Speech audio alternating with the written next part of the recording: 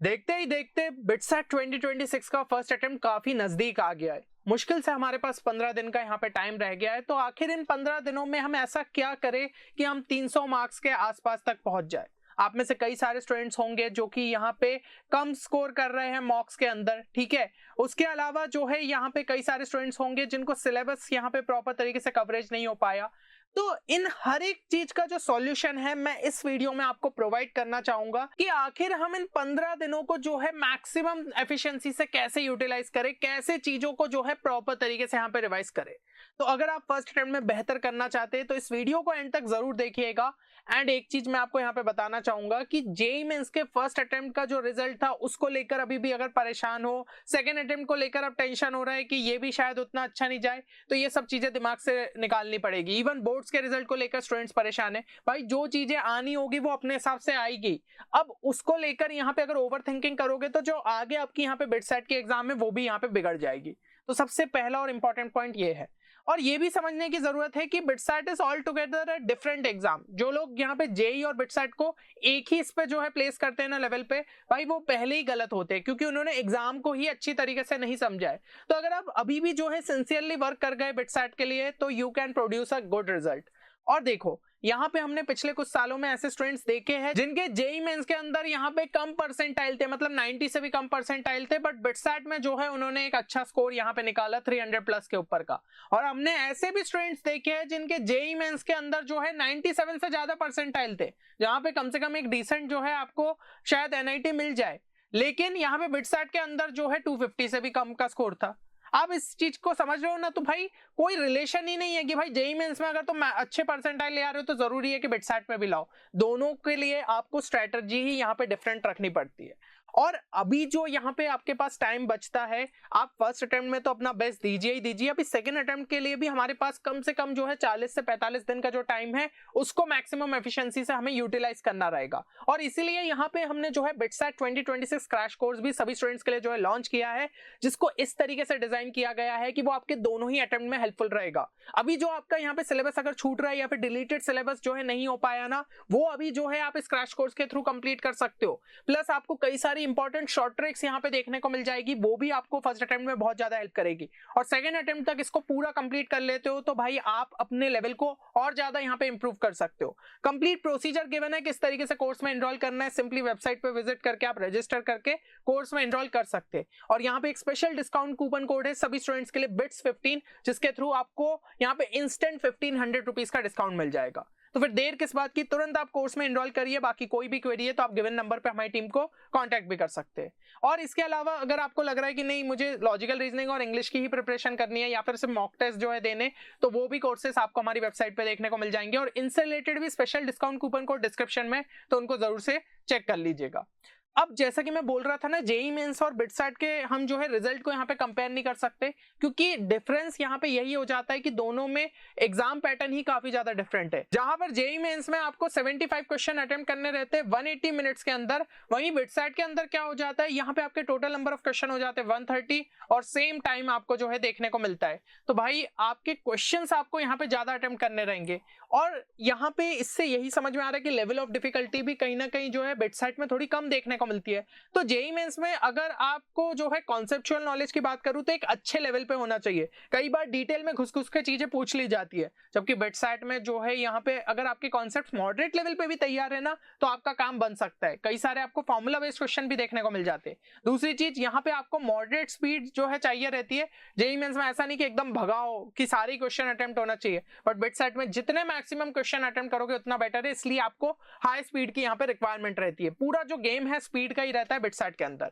तीसरी चीज यहाँ पे आपको कम रिस्क इन्वॉल्व रहती है क्योंकि आप देख रहे हो +4 -1 है, जबकि यहाँ पे रिस्क बढ़ जाती है +3 और -1, मतलब रिवॉर्ड कम है और जो नेगेटिव मार्किंग है वो तो दोनों में सेम है ना। ये चीज भी आपको यहाँ पे समझ में आ रही है। फिर बिटसेट में आपका लॉजिकल रीजनिंग और इंग्लिश जो है क्या हो जाता है, एक एक्स्ट्रा सेक्शन यहाँ पे ऐड हो जाता है ना। तो उससे भी आपको जो है यहाँ पे डील करना रहता है। पर ऐसा है कि अगर उसकी प्रैक्टिस आपने अच्छे से कर ली तो उसमें जो है एक अच्छा स्कोर आप निकाल सकते हो। और इसके अलावा जो है आपको यहाँ पे बिटसेट के अंदर कोई भी जो है पुराने पीवाईक्यूज देखने को नहीं मिलते क्योंकि बिट्स पिलानी कभी भी रिलीज नहीं करता, जबकि जेईई मेंस में मिल जाते हैं ना, तो कई बार हमें जो है लेवल ऑफ डिफिकल्टी का अंदाजा लग जाता है, एक पैटर्न पता लग जाता है कैसे टाइप के क्वेश्चन आएंगे, तो ये एक आपको बेनिफिट जेईई मेंस में मिल जाता है, बट बिटसैट में वो बेनिफिट नहीं होता है।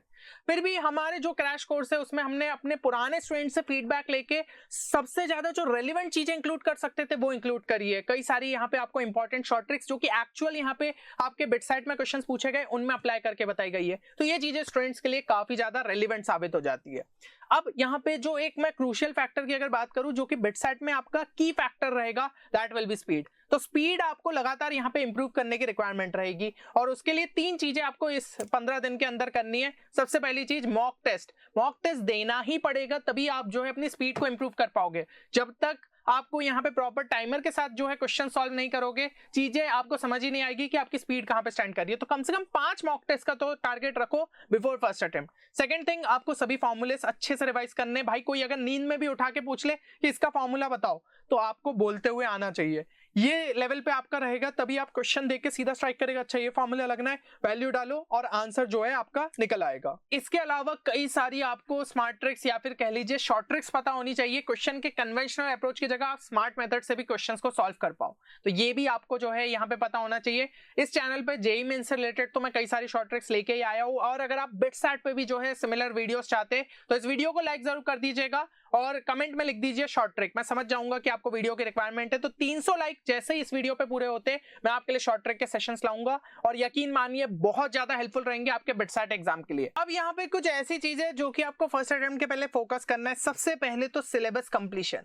देखिए, इवन अगर आपको कोई चैप्टर यहाँ पे काफी ज्यादा टफ भी लग रहा है, तो आपको उसके इंपॉर्टेंट फॉर्मुलेस और कॉन्सेप्ट रिवाइज करके जाना चाहिए, क्योंकि देखो भाई 130 क्वेश्चंस है, तो यहाँ पे आपका चीजें इवनली डिस्ट्रीब्यूट होगी। हर एक चैप्टर से जो है ट्राई किया जाएगा कि आपका क्वेश्चन यहाँ पे इंक्लूड करे, तो किसी भी चैप्टर को छोड़ के जाना मतलब आप जो है अपने मार्क्स यहाँ पे गवा दो, है ना। हो सकता है कि वो चैप्टर आपको यहाँ पे टफ लग रहा हो, तो कुछ इजी सब टॉपिक्स कर लिए, इंपॉर्टेंट फॉर्मुलेस कर लिए, तो अगर फॉर्मूला बेस्ड क्वेश्चन आता है तो शायद आप उसको अटेम्प्ट कर लो। तो ये चीज आपको ध्यान रखना है कि थ्योरी और न्यूमेरिकल के पर्सपेक्टिव से आपको कंप्लीट सिलेबस को अच्छे से कंप्लीट करना है। कोई भी चैप्टर को यहाँ पे लाइटली मत लीजिए, ये एक बहुत बड़ी गलती स्टूडेंट्स की हो जाती है। बोलते हैं कि छोटे से चैप्टर है, सेट्स एंड रिलेशन ज्यादा नहीं पूछा जाएगा, या एलपीपी से ज्यादा नहीं पूछा जाएगा, लीनियर प्रोग्रामिंग प्रॉब्लम, तो फटाफट कर लो। लेकिन भाई यही थोड़े से अगर आप टाइम यहाँ पे इन्वेस्ट कर लो, तो कभी कभी इनके ही जो है क्वेश्चन आपके किसी शिफ्ट में 3 से 4 भी पूछ लिए जाते, तो चैप्टर्स का वेटेज जो है कभी भी यहाँ पे शिफ्ट हो सकता है बिटसैट के अंदर, इसलिए हर एक चैप्टर को इक्वल इंपॉर्टेंस दीजिए।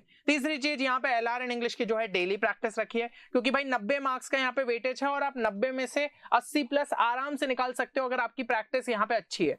चौथी चीज, रेलिवेंट मॉक टेस्ट आपको रेगुलर बेसिस पे अब अटेम्प्ट करने पड़ेंगे। ये नहीं कि अभी भी बैठे हुए सिलेबस कंप्लीट हो रहा है 5 मॉक टेस्ट तो एटलीस्ट मैं आपको कह रहा हूँ, और 10 लगा लेते हो तो भाई आपको एक अच्छा कॉन्फिडेंस यहाँ पे आ जाएगा। और रेलिवेंट मॉक टेस्ट जो है आपको हमारी प्लेटफॉर्म पे मिल जाएंगे, जो कि है www.10qchallenge.in। और इसके अलावा जैसा मैंने बताया, लॉजिकल रीजनिंग और इंग्लिश की अच्छे से प्रैक्टिस करना चाहते हो, इंपॉर्टेंट ट्रिक्स समझना चाहते हो, तो वो आपको हमारे एलआरएन इंग्लिश कोर्स में भी देखने को मिल जाएगा। अब फाइनली हम बात करते हैं लास्ट 15 डेज के टाइम टेबल की, जिसके थ्रू आप सभी चीजों को जो है कम से कम टाइम के अंदर यहाँ पे कंप्लीट कर सकते हो विद प्रॉपर मॉक टेस्ट। तो ये चीज भी जो है शेड्यूल में आपके लिए इंक्लूड हो गई है। तो सबसे पहले तो यहाँ पे कुछ चीजें बताना चाहूंगा जो कि आपको ध्यान रखना है। पहली चीज की कम से कम 12 घंटे अब भाई रोज के स्टडी के देने ही है। अभी भी अगर कुछ बहाना है कि नहीं यार मैं नहीं ज्यादा पढ़ पाऊंगा, बोर्ड्स तो खत्म हो गए, अब क्या बहाना बनाओगे। जेईई मेंस के भी जो है अब सेकंड अटेम्प्ट यहाँ पे स्टार्ट हो गया, अगर कॉन्फिडेंट नहीं हो तो उसमें भी टाइम वेस्ट करने का कोई मतलब नहीं है। तो पूरा फोकस तुम्हें भाई बिटसैट पे ही रखना पड़ेगा।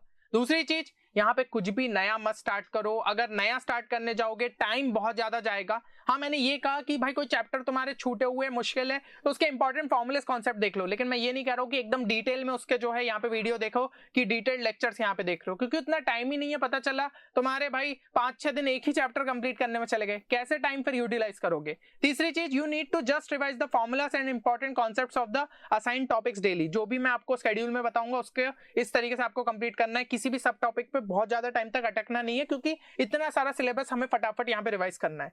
मॉक टेस्ट जो है बिटसेट स्लॉट में ही देने की कोशिश करना, 9 से 12 या 2 से 5 जो भी तुमने यहाँ पे बुक किया है उसके हिसाब से जो है यहाँ पे अपने मॉक टेस्ट देने की कोशिश करना। अच्छा, एक चीज ध्यान रखो, ये जो प्लान मैंने तुम्हें प्रोवाइड कर रहा हूँ ये सिर्फ रिवीजन के लिए, ये ऐसा कुछ नहीं है कि भाई एकदम जादू मंत्र की कुछ नहीं आता सीधा 300 आ जाएंगे, नहीं भाई। जो यहाँ पे स्ट्रगल कर रहे हैं, ठीक है, उनका स्कोर थोड़ा मॉक टेस्ट में कम रह रहा है, यहाँ पे चाहते हैं कि भाई थोड़ा बूस्ट मिल जाए, तो उनके लिए ये जो है रिवीजन प्लान काम करेगा। तुम्हारी बहुत ही कम प्रिपरेशन है तो भाई सीधा सेकंड अटेम्प्ट पे ही फोकस करो, बट फर्स्ट अटेम्प्ट देने जरूर जाना ताकि तुम्हें एग्जाम का एक्सपोजर यहाँ पे मिले।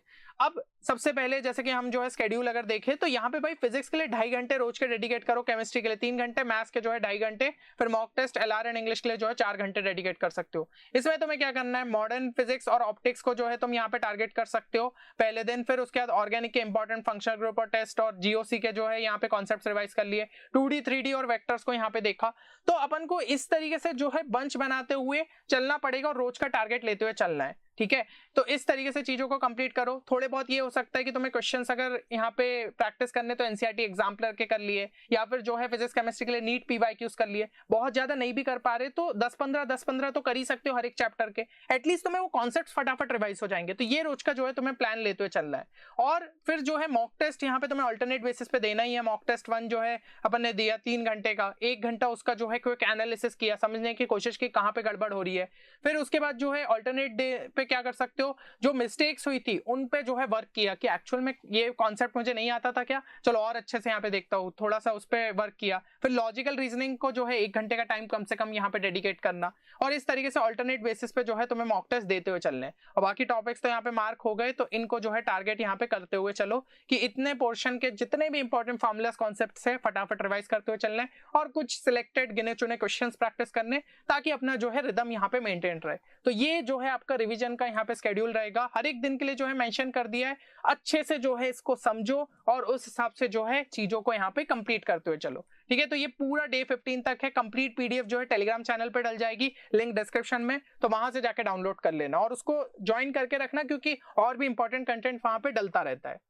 अब बस फाइनली यही कहूंगा कि कुछ और दिन उसके बाद तुम यहाँ पे स्क्रीन पे जो है पेपर दे रहे होंगे, तुम्हारे 3 घंटे जैसे ही यहाँ पे खत्म होंगे स्कोर भी तुम्हारे सामने ही फ्लैश हो जाएगा, और जो स्कोर आएगा वो शायद तुम्हारे चेहरे पे एक हंसी ले आए, और उसके बाद तुम दौड़ते हुए जाओगे एग्जाम हॉल से बाहर और अपने पेरेंट्स के गले मिलोगे कि हाँ मैंने बिटसेट जो है क्रैक कर दिया है। तो ये फीलिंग अगर तुम अपने अंदर लाना चाहते हो तो भाई ये 15 दिन प्रॉपर तरीके से लग जाओ।